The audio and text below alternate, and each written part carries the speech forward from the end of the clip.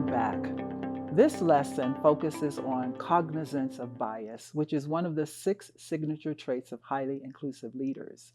A dictionary definition of bias is prejudice in favor of or against one thing, person, or group compared with another, usually in a way considered to be unfair.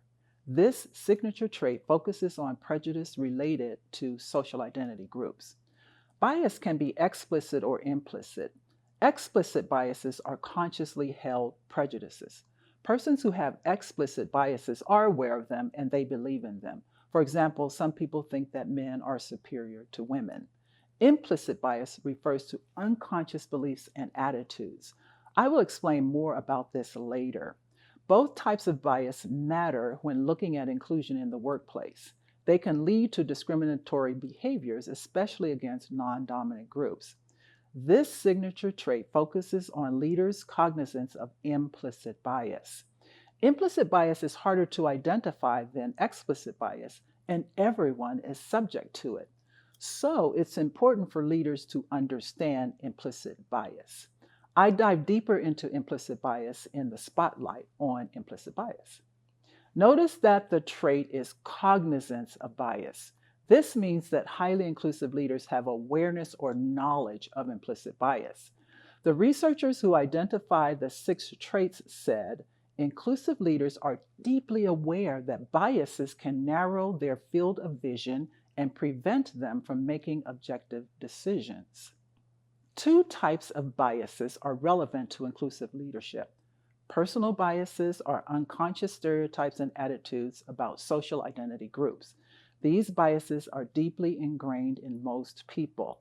Process biases refer to unconscious preferences and isms or negative attitudes against certain groups. For example, sexism, racism, and heterosexism.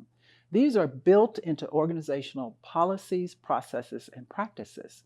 Perhaps you've heard about resume research experiments that analyze how hiring committees respond to job applicants. All of the resumes considered have the same information except for the applicant's name. Findings repeatedly show that hiring committees tend to prefer applicants with male-sounding names over female-sounding names. This type of process bias can create subtle advantages for some groups and subtle disadvantages for others. Thus, process bias can make it hard to achieve equity and inclusion. In the spotlight on implicit bias, I describe more information and research results. Here's a brief story about bias in the workplace. After an employee said that I paid more attention to men than women during a staff meeting, I reflected on what I knew. I thought about what I have learned about bias through experiences in education. I have taken implicit association tests, which concluded that I unconsciously associate men with work and women with family. This may affect how I interact in the workplace. In case you haven't heard about it, the Harvard Implicit Association Test determines a person's level of unconscious bias related to various social identity categories. Examples include race, sexuality, religion, age, disability. In the lesson plans, I provide information about the IAT, including how to take the test. Based on what I've learned about implicit bias, I understood that the result of my IAT did not mean that I am sexist. Rather, it showed how humans socialize each other to value dominant groups, in this case men, more than non-dominant groups, in this case women.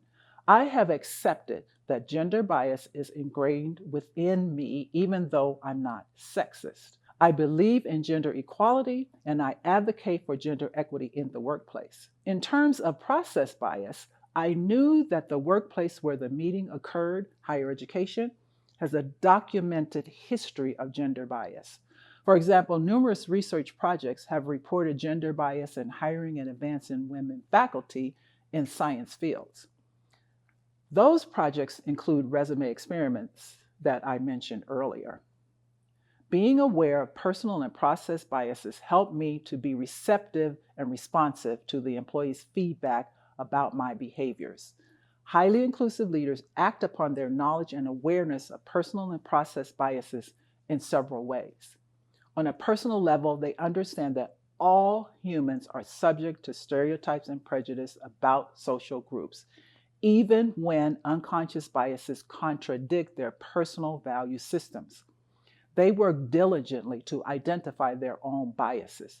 They monitor themselves and they ask others for feedback.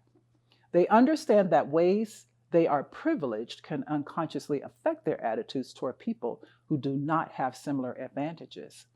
Through formal and informal education, they learn how to manage or reduce implicit biases, and they apply what they learned. Please see the spotlight on implicit bias for details.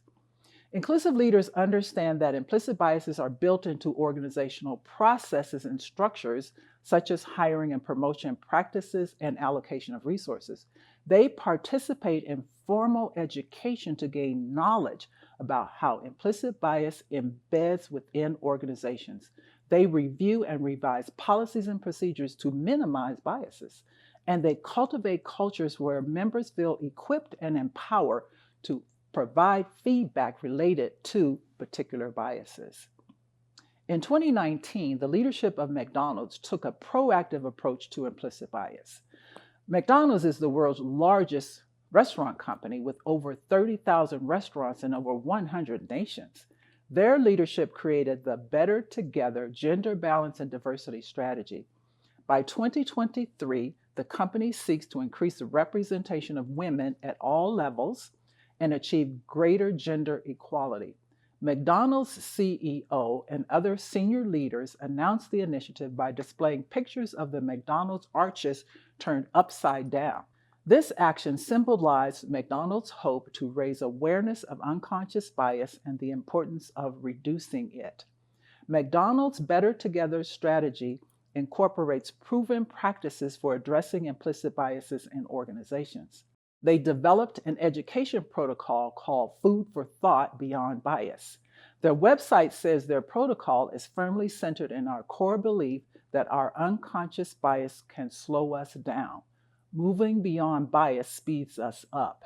McDonald's is integrating implicit bias training into existing education platforms, writing gender-neutral job descriptions, and using artificial intelligence tools to recognize and root out gender bias from hiring processes.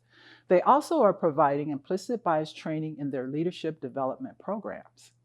In conclusion, cognizance of bias can help leaders minimize the effects of unconscious prejudices in the workplace.